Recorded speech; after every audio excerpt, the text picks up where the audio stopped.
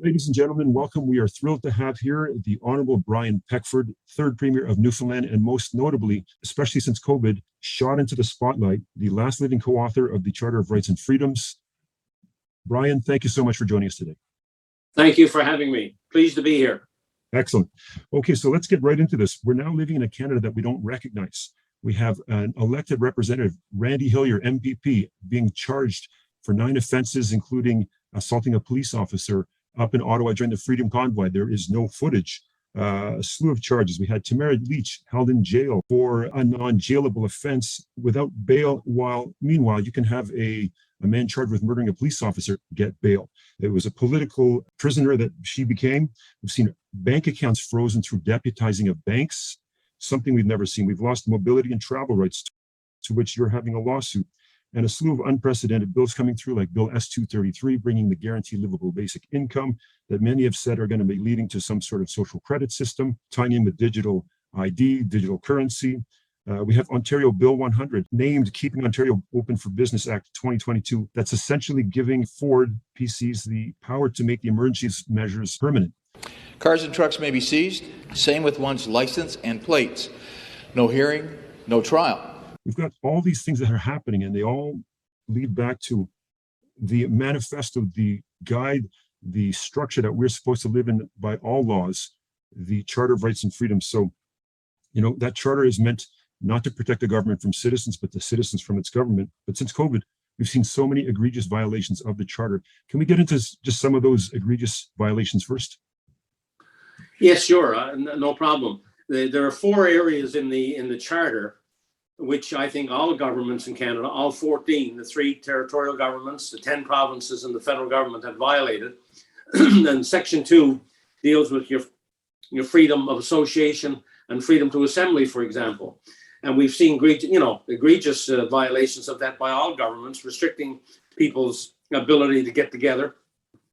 So the freedom of association and freedom of assembly has been violated. There's in that Section 2 as well as freedom of speech, freedom of conscience, freedom of thought, freedom of expression, freedom of the press. So a lot of those have been violated too in the way that these mandates have been implemented by the various governments. Then you have a Section 6, which is mobility, and it's under mobility that I have a lawsuit against the federal government because they brought in a travel mandate. By the way, as we speak today, this travel mandate, which restricts people from traveling in their own country by plane or train, is the only one of its kind on the planet. That a citizen be able to move anywhere he or she wants without restriction. That's a fundamental right of citizenship. The other fundamental aspect of mobility rights is the right to enter and leave the country, the right of every citizen to enter and leave the country. We've not had that problem in Canada, but we know of other societies where citizens have been effectively imprisoned within their own borders, and we regard that as intolerable. There's no other country, totalitarian, democratic, whatever, in the world that has this level of restriction on the people for travel. So this will just give you an idea of how far Canada has fallen in the situation of democracy and so on. Then there's Section 7, which is life, liberty, and security of the person.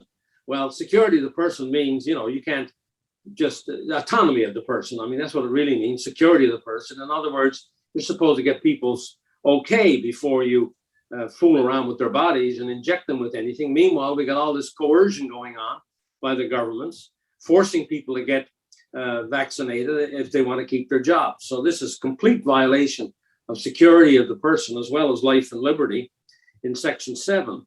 And then Section 15 deals with equality before the law. Well, here I am sitting in one part of Canada right now, and there's certain places I can't go.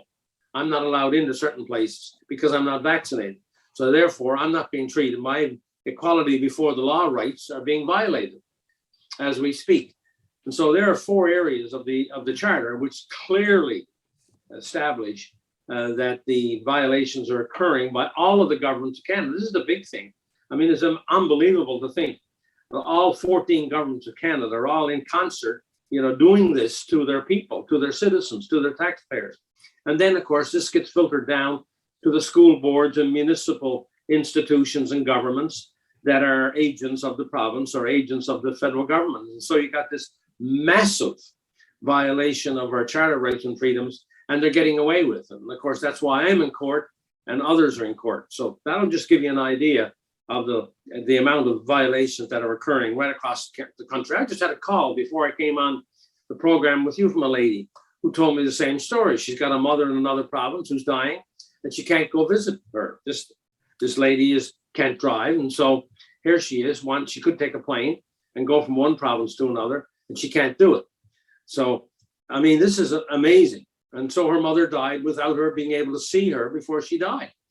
And I get these every day, you know, all over Canada, jobs, people not being able to see their dying relatives and the like. And you have to wonder just what kind of a country we're living in. It's incalculable and untold how many Canadians have lost their lives and livelihoods and gone through these tragedies of not being able to hold the loved ones' hands, even though they're double vaccinated themselves, or, there's capacity limits and whatnot. It's not hyperbole to say that we are living in an insane time that one could never imagine would actually be happening in this country of ours. So let's get back to the charter. Are these egregious violations? Some have argued they are legitimate, they're warranted, because the very first section of the charter explains to us that all of the rights in the charter are subject to the reasonable limits that can be demonstrably justified. There's the key phrase, demonstrably justified in a free and democratic society. Has the government demonstrably justified a pandemic emergency to be able to violate all these charter freedoms and rights? Well, first, let me say I'm the only living father who was there and helped craft this Charter of Rights and Freedoms, the only living First Minister. All the rest have passed away. The last First Minister that passed away was last year, and that was Mr. Davis of Ontario. Okay, so I'm the only living First Minister who helped craft this document. Matter of fact, it was our proposal from Newfoundland that actually spurred the final deal that day on November the 5th, 1981. So I'm quite familiar with it, given that it was our proposal that triggered the impasse that led to the Charter of Rights and Freedoms in the first place. Okay, now in law, and I just looked this up again this morning, by the way, in one Supreme Court of Canada decision back in 1981, in law and in the consideration of the Constitution, judges often look at the intent of a piece of legislation or a piece of law to see, is it kind of clearly be established what the intent was. And I looked up in one judgment this morning and found that the judges were actually saying in this 1981 decision about intent. They were discussing intent. So therefore, they give me the license as one of the fathers of the Charter to say that Section 1 does not apply in this circumstance. So in the first instance, I argue that Section 1 is not even applicable, because Section 1 was meant to apply to when the state was in peril, when we had an insurrection or a war, something that was imperiling the existence of the state. Okay. Well, a 99% recovery rate on a virus with a less than 1% fatality rate is hardly imperiling the state. So therefore, I argue, number one, it does not apply in this case. So therefore, they're not, what they're doing is unconstitutional. Like what you're watching? Then help us bring you more. Please click on the donation link in the text description. But then I go further. I say, okay, for argument's sake, let's say it does apply. Just for argument's sake, because the intent was not for it to apply at all. Okay, there are 4 tests. And as you rightly pointed out, the most important one of that is the verb in that sentence, which is demonstrably justify. No government in Canada, none of the 14 governments in any of their mandates has done any cost-benefit analysis on any of their draconian mandates. One would think that demonstrably justify, to define it, to give it meaning, it would mean we'll have to look to see whether what we're trying to do or attempting to do has more benefit than cost. They didn't do that. And we now know that the cure is worse than the disease. That's been pointed out. Paul Alexander has pointed that out in many, many studies that have been done all over the world. So number one, of the 4 tests, the first one, demonstrably justify, they haven't done. So therefore, they in no way meet the requirements under Section 1, even if it did apply. And of course, the other part, a 4th test is what they're doing consistent with a free and democratic society? No, it's not, because all the parliaments were opened long enough to give them more power.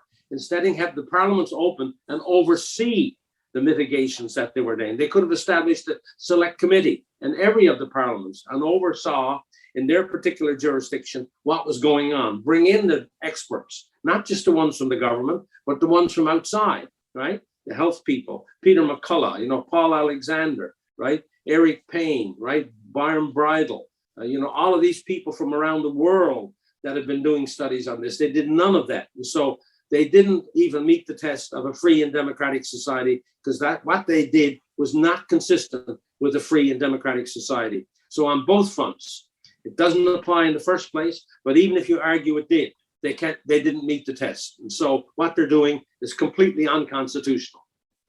Well, not only is it unconstitutional, like you said, they didn't bring any evidence to actually show that it was demonstrably justifiable. These tramplings, I mean, let's be honest, the Charter of Rights has become a piece of paper now. It's useless.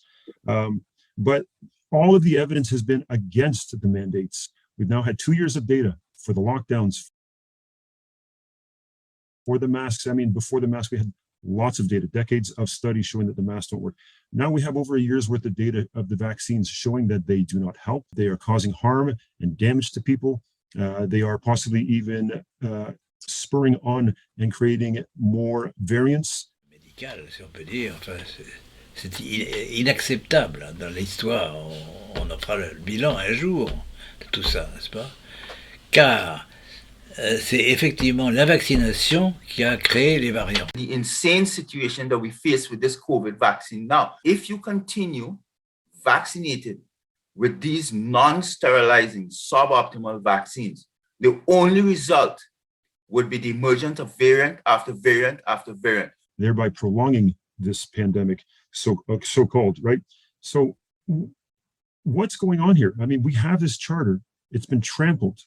What, in your mind, is happening to our governments, to our elected officials who are paid to represent us? And they, I've heard you in a conversation before saying that you have reached out to many MPs, many MPPs, and you don't even get electronic email back anymore in response. Yeah, exactly. No, this has been happening, and many other people too. And if you do get an answer back, it's a generic answer that everybody gets back. They don't answer your particular letter. It's just generic that goes out to everybody, right? If they do get back. Listen, what's happening in this country, by the way, the game is not over as it relates to the Charter, because none of the appeal courts in Canada have heard the Charter arguments, right? It's been in the lower courts of all the provinces. And so we still have a chance for the rescue of the Charter if, in fact, we have some sensible judges on the courts of appeal of the province or the Supreme Court of Canada. And so I like to liken it to a hockey game. We're in the latter part of the second period. We've got all the third period to go. But up to now, the Charter has not been honored by the lower courts, and therefore that leads people to believe it will not be honored by the higher courts. Of course, that may be a fair conclusion, but until we do it, we don't know. We can only speculate. And so that's why I say we've got to exhaust all of the levers that we have at our disposal before we can say the whole society is finished. But I have to say, in all honesty, that in everything that's happened in the last 2 years, it doesn't make one very hopeful because of the decisions that have been made and the way the governments are acting. But we'll see through my court case and other court cases just where those courts of appeal and the Supreme Court of Canada go with this. Hopefully, by now they have looked beyond just what the governments are saying and looked at all the independent scientific evidence to show that what they're doing just cannot be justified scientifically or through the Charter. They just cannot justify what they're doing in any impartial examination of the facts. And one hopes that this will happen over the next year or so. But as we sit here today, there is absolutely no question that our country has lost its way. We've lost our moral compass, and we're no longer a democratic society as we sit here today. Hopefully we can recover it, but it's going to be a hard fight to recover what we've lost. Well, I mean, this is one thing that I have been asserting since the start of it is we are in this position for one reason, a major reason, that is the mainstream media, being not the government watchdogs, but the government lapdogs, basically saying whatever this carte blanche government wants without any opposition. They can just say what they need to do, create any mandates they want, regardless of any justifiable warranted science to back that up. Now, in this climate, we have many signs of historic episodes of ostracization and vilification and scapegoating of one group to be able to push forward mandates in the name of security and health through COVID. Freedom has become a dirty word. And I would love to talk to you about this idea of freedom and what the Charter is. I mean, the Charter was created to level the playing field, to say that no man, woman, or child is above the law, and it brings equality to the law. Can you talk to that a little bit further about the significance of that and how it's been trampled? Yeah, exactly. The British common law goes right back to the Magna Carta in 1215, a long time ago. And so, and we talked about, man talked about freedom back in Cicero's time. Man talked about freedom back in Solon's time in ancient Greece. And it isn't a new concept, but it's a concept that has found very, very difficult to implement in a civilized society. Right now in the world, the majority of the world is not under freedom, is not under democracy. So it'll just give you an idea of how difficult. I mean, Socrates, committed suicide because he knew he was either going to kill himself or somebody else would. When he tried to espouse freedom of expression, for example, and that was in 490 BC.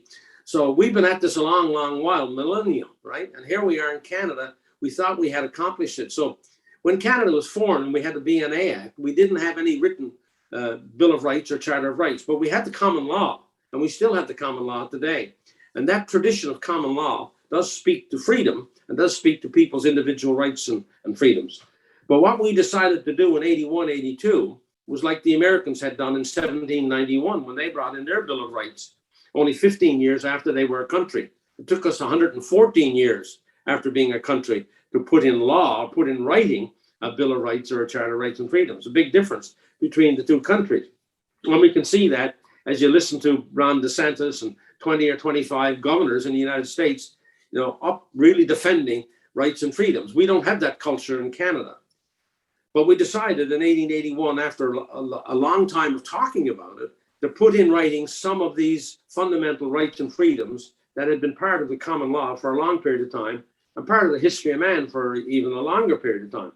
But we're going to put it in writing. And that's what we did in 81, was put these rights and freedoms into not only writing, but into the Constitution. Canadians might forget that in 1960, the first time we tried to do anything with rights and freedoms in law, it was Prime Minister John Diefenbaker, and he brought in the Bill of Rights, and all of the freedoms and rights were in that bill. The right to individual life, liberty, security, the right to equality before the law, protection, religion, freedom of speech, assembly and association, freedom of the press. Yeah, and so in the Charter is the same kinds of rights and freedoms that were in the Bill of Rights. But the important thing for Canadians to understand is that Bill of Rights, whilst it was the first time that anything was put in writing, it was only federal law, and therefore it only applied to federal jurisdiction. And being a federal state, it didn't apply to the provinces and anybody who was under provincial jurisdiction. It was an act of the federal parliament. It wasn't an act of all the parliaments of Canada, right? Because we're a federal state. We're not a unitary state. So there's powers with the provinces, there's powers with the federal government. And so it was limited. It wasn't complete. It didn't cover all Canadians. It only covered some Canadians, right? That's why it was necessary to do what we did in 1981 and not only have it as a federal act, but have it as a national act. The only national acts that there are the Constitution. All the rest of the laws are either federal or provincial. And Canadians don't understand that. There's a difference between federal and national. Federal doesn't mean national. Federal only means federal. It only applies to federal jurisdiction. National means that it applies to all of Canada. That's what the Constitution is all about. That's why we put the Charter of Rights and Freedoms in the Constitution. And of course, we thought it was permanent because constitutions are more permanent. Federal laws and provincial laws can be changed every parliament. Every time the parliament opens, it can be changed. That's not true with a constitution. It takes us a major thing to change the Constitution. We didn't have a change in ours of any consequence until for 114 years. And now the Charter of Rights and Freedoms have been there all of 40, right? And so we can see how difficult it is to change. But that's deliberate. That the Charter of Rights and Freedoms was put in the Constitution deliberately to keep it away from the parliaments, so it was hard to change. That's why when the governments now say that Section 1 works, that it's completely inconsistent with everything that a constitution is supposed to stand for. permanence, and stability, and can only be changed in a very dire situation of a peril to the state. That's where the courts so far are wrong. They have also drank the Kool-Aid of the governments and forgot their other responsibility. These courts that have ruled so far, the way I interpret it is they're looking at it as just another federal law and not the Constitution. They have forgotten that the judges have forgotten that this is a different beast altogether than a federal law that they interpret every day or a provincial law that they interpret every day. This is the Constitution. That's why the charter was put there, because it's far more permanent. And when it is changed, it can only be changed under very, very dire circumstances, or use the amending formula, which is 7 provinces and 50% of the population, which is very hard to get, especially in today's world where the provinces are so dependent on the federal government, as we can see through this mandate. Yeah, so the Constitution that gives our government its structure to say, listen, this is how we're going to govern a country, and there's accountability there. Yes. This is the incredible thing is that, as you said, it seems that the judicial system, the legal system, the law enforcement system have all forgotten that all of this is based on the foundation of the Constitution. It's the umbrella that should guide every decision that is made, and absolutely swept under the rug in this absolutely time. And therefore why when people argue with me, well, we need to amend this part of the Constitution, this part of the charter, and I said, no, if they can break what they're doing now, they'll also break the other stuff. It makes no difference, they'll break it. And so all the important rights and freedoms are there. It's up for us to force the courts to do what they were supposed to do and enforce the Constitution as everybody knows it's supposed to be enforced. That's what they're not doing right now. So now let's talk about the word freedom. It has become a dirty word. I remember the first time I heard it as a dirty word was back in November 24th, 25th, 26th. Adrian Gobrel from City TV was covering the Adamson barbecue rebellion, quote unquote. And, you know, he was doing this newscast where he sat there and said, listen, I'm here watching these people at the Adamson barbecue rebellion here, and I'm hearing words like conspiracy theories, anti-vaxxers. Yesterday, you know, we saw self-described white nationalists. And there's even cries of freedom. As you can hear right now, people calling freedom, freedom. We've heard freedom cries. I thought, my God, what is going on here? We're saying, we're demonizing freedom as this word that, you know, is now a dirty word. There's no other way to put it. But freedom, people need to understand what freedom really means. I mean, from my understanding, freedom is not just about being able to get what you want. I want an ice cream, I want a house. It is about, there's a higher moral purpose to it, meaning that if I have this house, I can take care of my family, I can provide. If I have the right to travel, to keep my job, have my bodily autonomy, to keep my work, then I can produce for society by continuing to participate. I have this moral worth where I can be a productive member of a Canadian society. But it's been tossed aside into the trash to say that, you know, freedom is for these selfish anti-vaxxers. And can you talk to us about the word freedom? And well, you know, I mean, it's amazing to think that people would so, you know, use that word in those kinds of contexts that you just described. I mean, it's just absolutely unbelievable to me that people would so denigrate the word freedom. Look, as I said earlier, the majority of the world doesn't have a democracy. It's a tough business, right? We have not, perhaps one of our problems is that most of us who are living today have never gone through a revolution, have never gone through a war. Just about every Eastern European I meet who's now in Canada is fighting with you and me, right, against what the governments are doing because they understand freedom.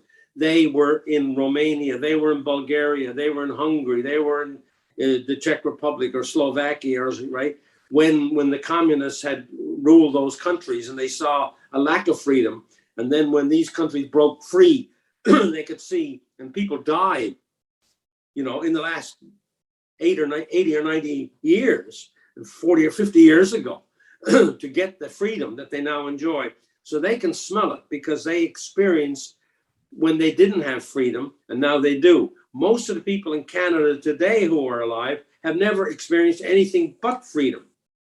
And they don't see now, because of the media, as you said, because it's so subtle, it's not somebody on the streets getting killed and the police coming in, although that started in Ottawa now. They should begin to see it. How easy you can lose this stuff, right? How easy you can lose your freedoms and like me, and losing my freedom, and you losing your freedom now, or freedom to travel, all in the name of an emergency that can't be defended.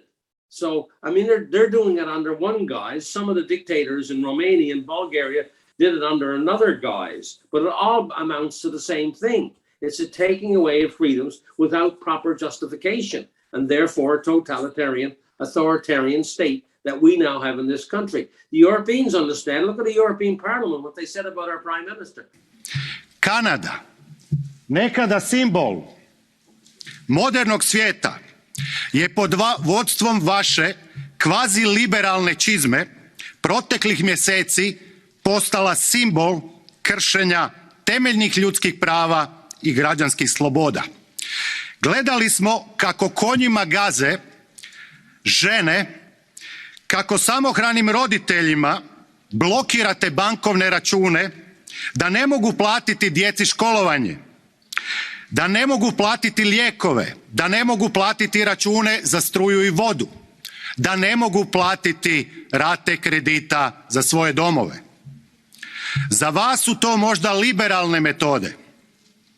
Međutim, za mnoge građane svijeta to je diktatura najgore vrste. Why did the guy from Croatia say that and others? Because they understand freedom, because they know what it was like when you didn't have it.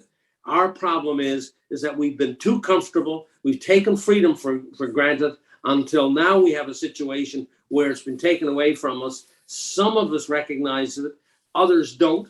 And a lot of people who are getting government money, government is involved in just about every aspect of the society. So a lot of people are afraid to speak up, even afraid that they're going to lose their pensions from the government that's imposing these draconian measures on them. So this is the subtle thing that we've got to understand, is that a lot of people are fearful, not fearful of the virus, right? They should be fearful of the injection.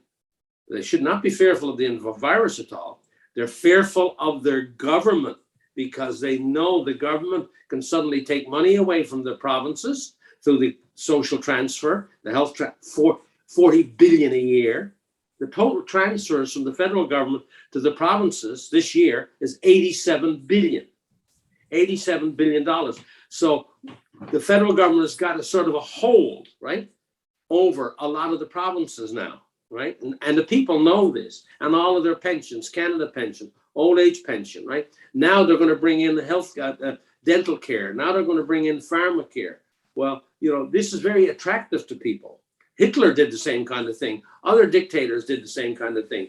They went straight to the people with money and with their dogma, right? And the people bought it, hook, line, and sinker, only to find out too late that they had lost their freedoms in return, right? And that's what's happening in Canada right now. There's a very insidious propaganda campaign going on, and that marriage between the NDP and the Liberals further fortifies my argument that what they're doing with dental care and pharmacare is people don't realize that in response to this, what you lose is your freedom, your ability to act as an individual. Your freedom becomes lost in the morass of a group. There's no longer, you know, like I say in my speeches, every snowflake is unique.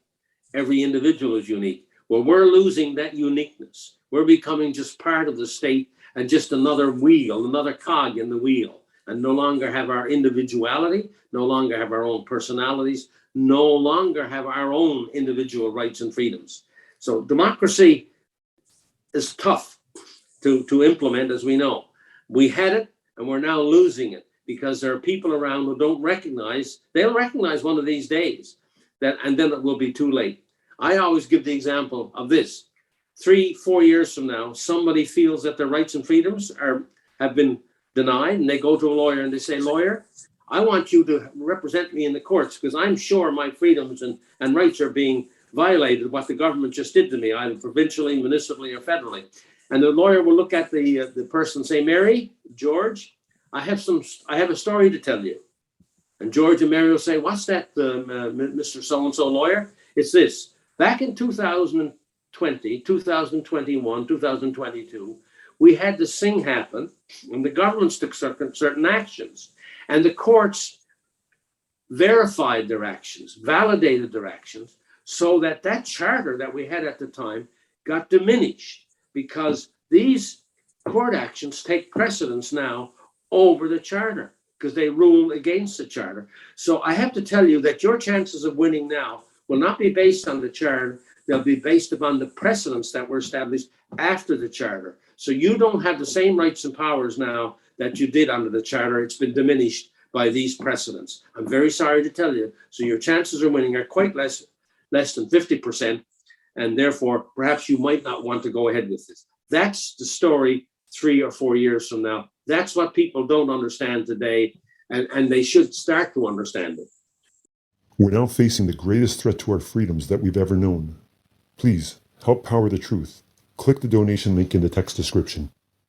Well, I think you raised a great point also about, how people's rights are being usurped without them realizing it on the government level, but also just on the level of, the everyday person, from Joe Schmo who works at whatever shop up to the experts who are being muzzled, people who want to speak out but can't because they know they've been coerced. If I don't do this, I'm going to possibly lose my livelihood. Yes. And what's incredible is that the people who are cheering this on to say, yes, you know what, this is good. This is what you need to stay free. We're not asking for a lot. Just take 2 shots of that experimental vaccine where, all the data is being suppressed on it. I mean, it's mind-boggling. Whoever's behind this whole thing, you have to give credit to the thoroughness of the job, of its aims to be able to brainwash everybody and create this ministry of truth. Exactly, but the press, they had the press on their side when this started. Remember, the money to the press, to all the press in Canada, started in 2018. That's when the bill was passed, giving them $600 million. And over $1 billion up to the CBC. Over 10 billion every year, right? Right? This is what, or 100 million every year. So this is how it happened. So then when 2020 came, right? And then the governments wanted to do all this action. They had these people on side because they already had received money from the government. Okay, so they were softened up and ready to go along with the government. And then who leads the charge? Government government-owned media. BBC was the government-owned, right, broadcaster in the United Kingdom with CBC in Canada, right, and other groups around the world. They formed this and signed this agreement called the Trusted News Initiative, in which they said all the members who sign on here, and all of them signed on, will not say anything negative about the virus, will not say anything negative about the vaccine. And so therefore, all information flow to the people to understand both sides of the story was missing. And this was the real piece, with Big Pharma on side, of course, right? With big government on side, now you have big media on side. And all you needed was the big tech giants through Twitter and through Facebook to cancel this one and that one, and the deal was done. And so you have the 4 horsemen of the apocalypse, as I call it, the 4 horsemen, right? The big government, the big farmer, the big tech, the big media, all coercing together, cooperating together to bring about what we have today. 100% gagging free speech, and then at the same time compelling free speech. We're looking at very dangerous times. So I want to tell you, I was down in Hagerstown, Maryland for the People's Convoy, which is the U.S. Truckers Convoy. They're hanging out down there at the Speedway. The truckers, they go down every day, I-70, around 10 a.m., and then they circle the Washington Beltway because they're not allowed into D.C. But when I was driving down there, I mean, this is something that really dawned on me, because, you mentioned that Canadians don't understand the freedoms that we have until you lose them. A truck was passing us on the highway, and it had on the side of the truck, the white-walled truck, it had the eagle talons ripping through the side of the truck, and then the screaming eagle, and then the flag on the back end. Now, I tell you, 2 years ago, I would have thought that's the cheesiest thing I've ever seen in my life. And now I look at that and I think, yes, I started honking the horn and saying freedom, right? Because it's incredible where we are today. Now, you talked about Trudeau during a plenary meeting at the European Parliament on March 23rd, 2022.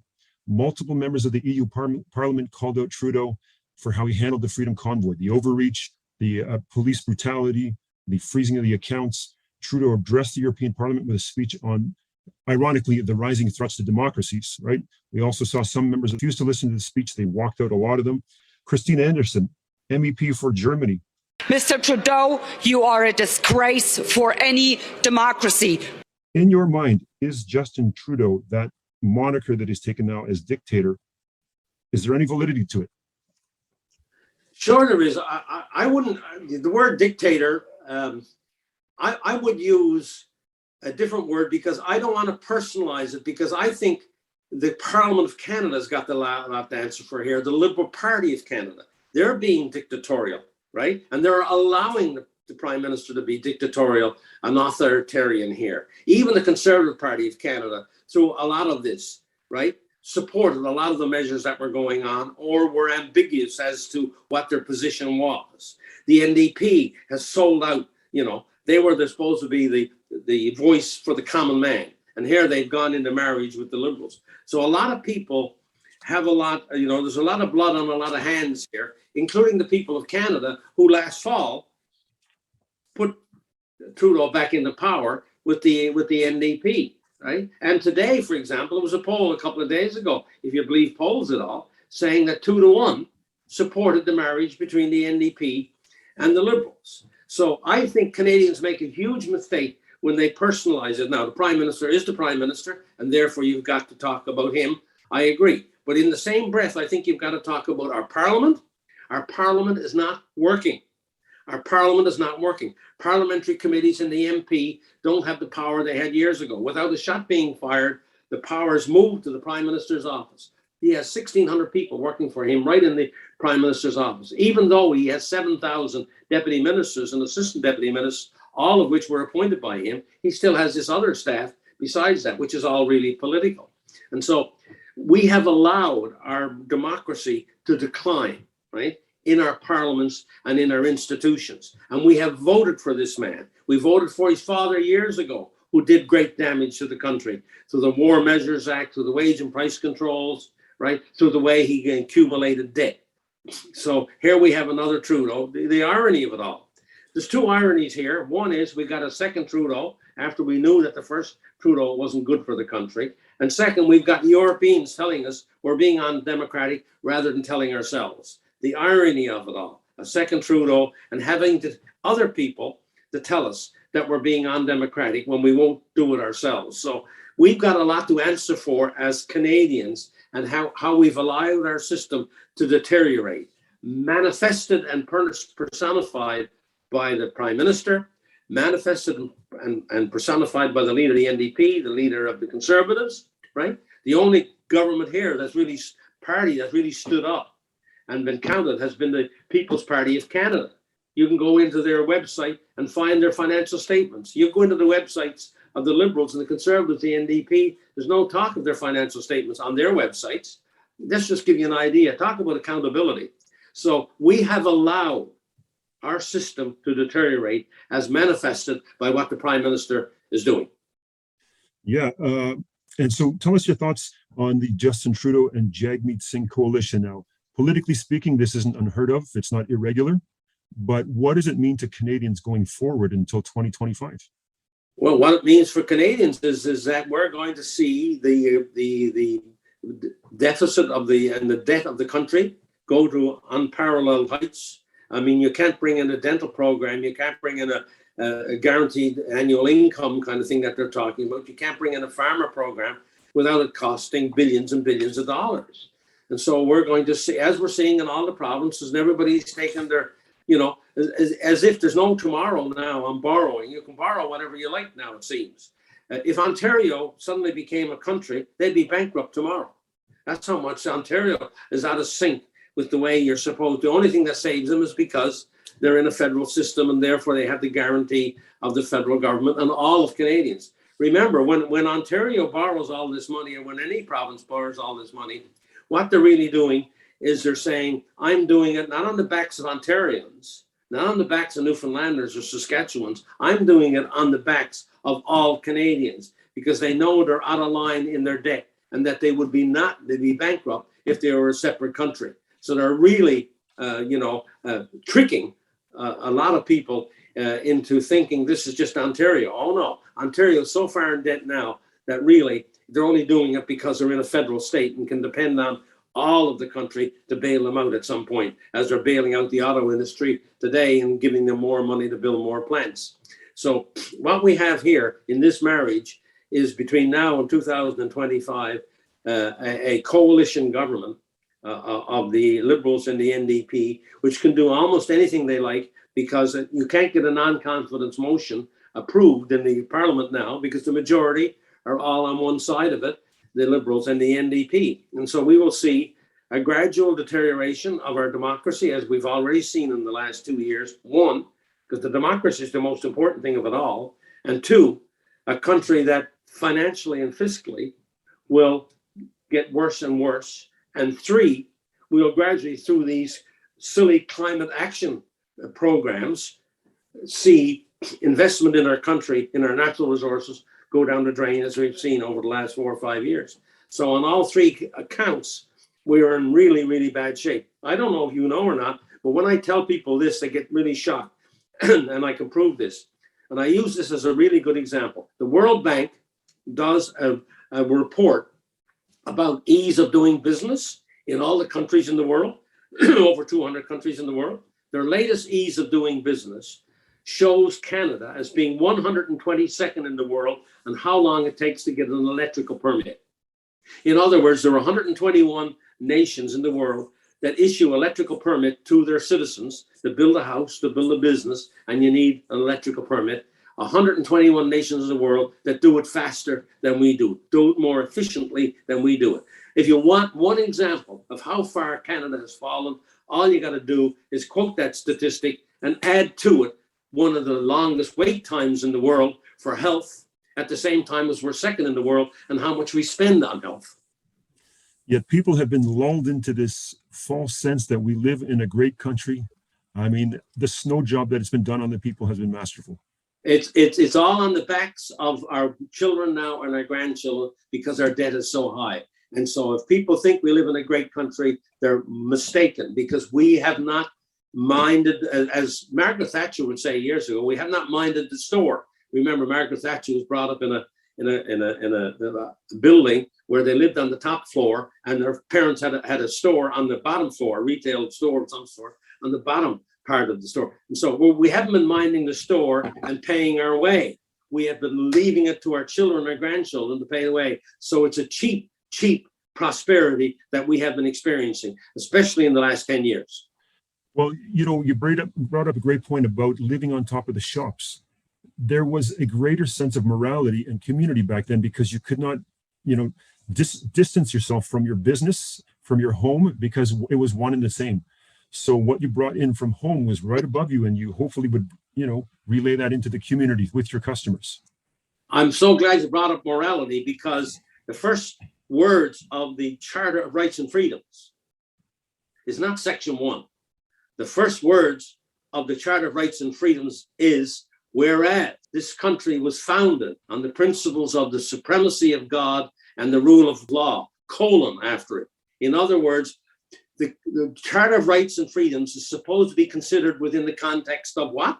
The supremacy of God and the rule of law, which both speak to morality. And we have lost that introduction to the Charter. And the judges need to go back and reread the Charter. And remember, don't talk about Section 1 to me before you talk about the first words of the Charter, which are the supremacy of God and the rule of law, and then move on from there to interpret the Constitution. That's what they've lost. They've lost the context into which all of this was supposed to be considered. And so, yes, we've lost our moral compass. Do you know what?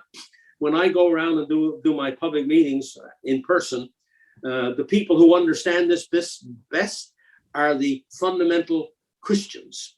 I've done a lot of speeches in churches, because it's the only place in the community that would allow me to speak. The pastor agreed to allow his church to be used for me to speak on the Constitution. I've done it all over Vancouver Island. And you know what? The fundamental Christians understand that freedom and rights better than anybody else, because they are the Christians who learn about the early church and how it was persecuted. The mainstream Christian churches hardly ever talk about the early church and how the Christians were persecuted. But in the fundamentalist churches, I've learned in the last year, do that. They have Bible studies about the early Christians and how they had to go physically underground. I visited Turkey, my wife and I visited Turkey, and we saw some of these communities that went down underground and built communities because they were so persecuted, they had to hide away. Well, going back to what you said about the judges, they're supposed to be apolitical, but we now see a politicized judicial system. Tamara Lich, no bail.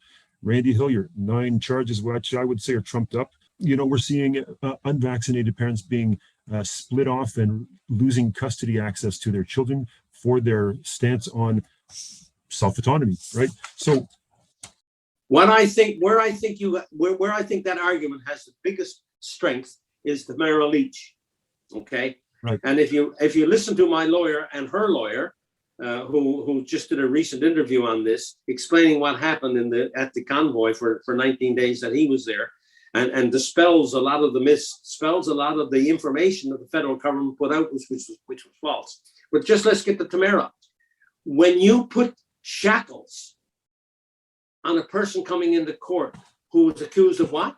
Mischief at the time, right? A very generalized term. When you put shackles on a person, a female person coming into court, right, for a bail hearing, just a bail hearing, still innocent, nothing proven against her. When you put shackles on that person, right, in a Canadian court, in a so-called democratic country, and then she looks to the judge, and the judge that's going to determine her bail conditions is a former Liberal candidate, then you know that the justice system has fallen on bad times, because the chief judges of that court should have known that this judge could not hear this case, that they would have to be excused from this case because she had a past of liberal leanings, which was the government of the day, right? Or the judge herself should have had the good sense to know that I can't hear this case because I'm in a conflict of interest situation.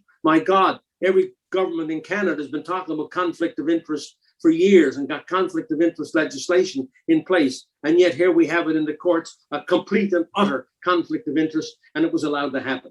That is the major 2 points that I would make to demonstrate that the justice system needs repair. So what do we as Canadians need to do to get us back on track, to get out from behind this 8 ball? Well, somehow, as you said early on, and I think you were very right in saying this and putting this up as a high mark that or a point that has to be made, the press somehow have to be disengaged from the governments. The press have got to become more independent. I don't know how you do that because they're getting all this money, and they got extra money even besides the 600 million through the COVID money that came out all over Canada, millions, hundreds of millions of dollars that came out. So how do you repair the press? How do you make the press more independent like they used to be the watchdogs, the fourth estate? That's one attack. I don't know how you do that. The other thing that everybody can do, though, is we can all get involved at our local level with our school boards, our municipal councils, get people to run who are more independent, who are more democratic, get rid of these people who went along with all these mandates. So you could start right at your own local level and get rid of those councils and school boards who went along so freely with what the government was giving them. The other thing we can do is join a lot of organizations like Action for Canada, Take Back Our Freedoms, Canadian COVID Care Alliance, Vaccine Choice Canada, Take Action Canada. So there's some great people out there fighting with us, with you and me, against what the governments are doing. We've got to get up off our chairs in watching this silly television and get away from our computers, watching a lot of this stuff that's going on, and get out into the community and participate in rallies, civil disobedience, so that the judges and the politicians realize that what they're doing doesn't have the support of the people. That's what we have to do. It's civil disobedience, no question, changing the people at the local level who represent us. Well, and I think that was the incredible thing about the Freedom Convoy, which you came out to all the way from BC out to Ottawa to give a couple incredible speeches. The Constitution is not a federal law. The Constitution is not a provincial law. The Constitution is not a little puny municipal bylaw. The Constitution is the supreme law of Canada. And that was the civil disobedience. You abide by the rule of law, you keep it peaceful, and then when the government overreaches, right, then they are exposed as being the ones who are not following the rule of law. I mean, absolutely. The police, for example, as my lawyer said in his interview, the police used a CTV news item to charge people. That is not evidence. That is not evidence. And so that will tell you how corrupted the police are when they start using news reports as the foundation of their evidence to arrest somebody. You got a Liberal candidate hearing a case against somebody who was at the convoy. I mean, and then you had them saying there was violence, and the violence was in the nighttime when Antifa came in all dressed up, broke the tire, took the air out of the tires or slashed the tires of the convoy itself. Then the convoy calls the police and tells them what's going on. The police come and arrest these Antifa. Then the next day, the police said the truckers committed violence, and it wasn't the truckers at all. It was the truckers who reported the violence. Yeah, this absolute propaganda is incredible. I mean, this is, we're talking about, I don't know, is it too far to say Stalinist Nazi regime style propaganda? We had 2 people being trampled by police horses, and then that same day, Ottawa police tweets out, they got whoever fell down, not got knocked over by these horses, whoever fell down got back up. The only violence that was there and potential injury was when a protester threw a bike at the horse. I could not believe what I was reading. Absolutely. Right? Absolutely. So let's finish this off with just summarizing that. People need to take action by getting involved politically at the school board level, doing what they can, because no one is coming to save you, right? Right. This period that we're going through now, where we're seeing our democracy fall, and you have risen to the challenge and keeping faithful to the charter and your duty as a Canadian. It's ironic now because it's come full circle. You're battling Justin Trudeau right now for our democracy. But back come April 17th will be the 40th anniversary of the ratification of the Charter of Rights and Freedoms from back in 1982. You had an impasse with his father, who was helping to put together this Charter of Rights and Freedoms. Can you tell us a little bit about the impasse, the fight that you put on? Well, exactly. Back when we were trying to negotiate to bring the Constitution home from England and have a Charter of Rights and Freedoms, Justin Trudeau's father, who was negotiating with all the 10 provinces and on behalf of the federal government, left the table and tried to unilaterally bring in his own patriation and his own charter, and we took him to court. The country's top justices are debating the legality of the Trudeau package among themselves after taking representations in court from both sides. And he lost in the Supreme Court of Canada in September 1981. So here was the impasse. So people keep talking about Trudeau's charter or Trudeau's. No. It is not the Pierre Trudeau's. He lost his patriation. He lost his charter. What we have today is Canada's charter, Canada's patriation, as reflected through the majority of the provinces.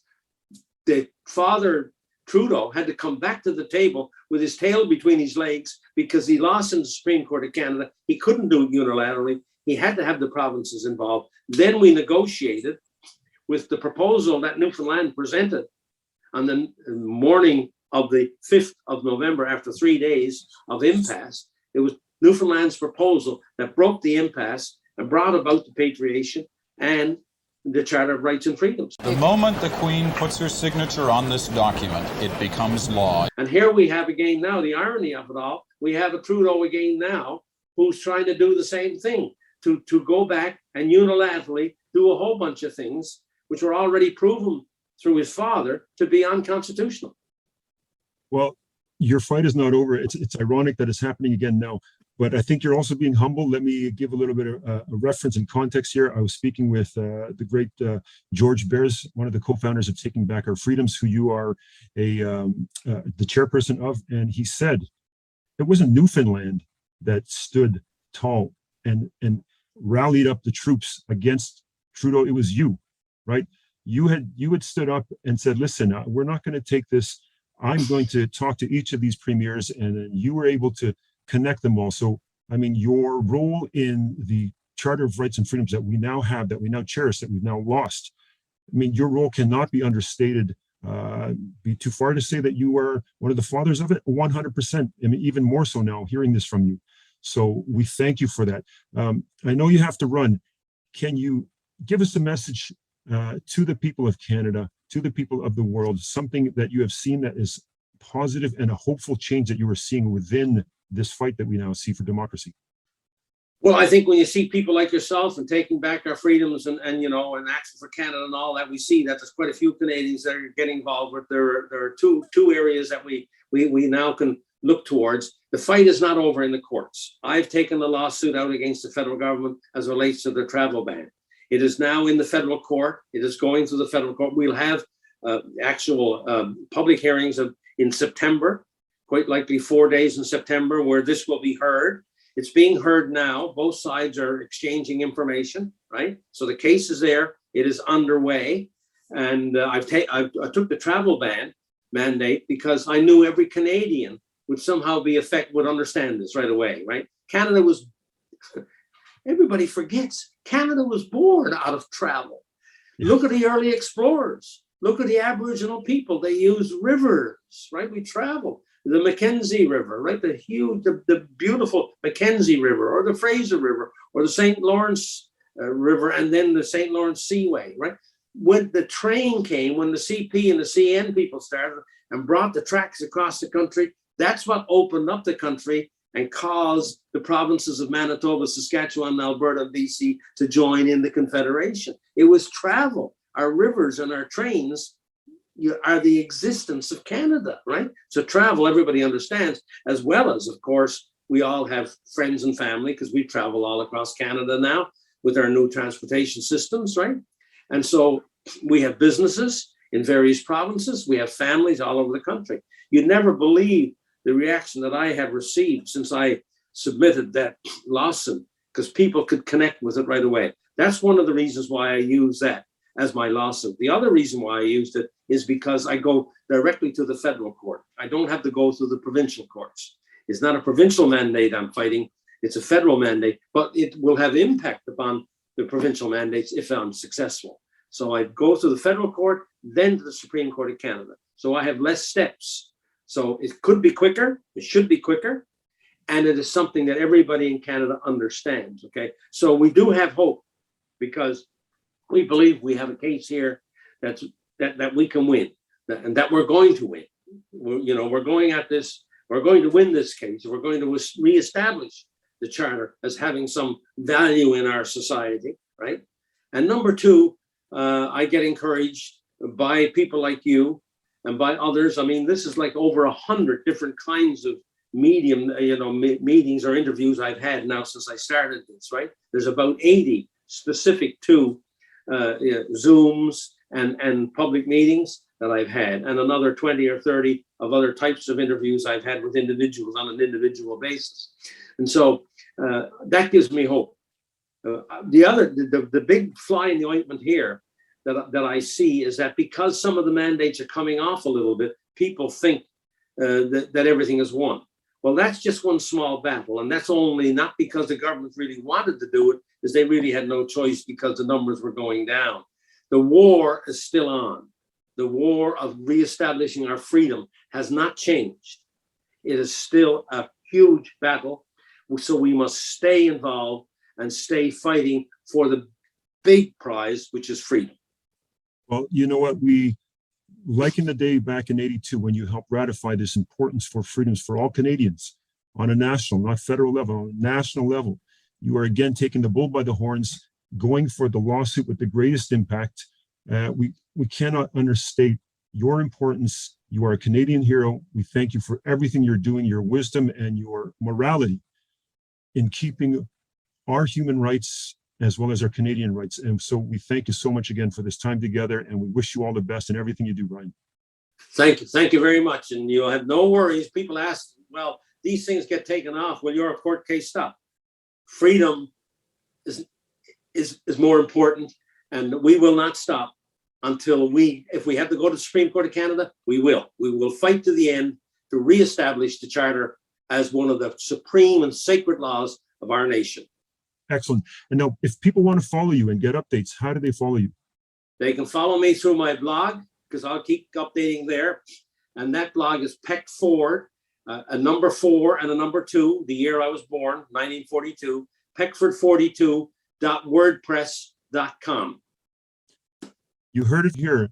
An octogenarian that has more energy, verve, and fight in him than most people I know. Thank you again so much, and you have a great day. Have a great day. An example of why fundamental freedoms are important, I think, can be seen in the fact that there is the danger of the tyranny of the majority, of hysteria, of in a time of crisis, a problem comes up and there's a great temptation to take away the freedoms of people. If you find this content valuable, click the donation link in the text description. We need your help to bring you more.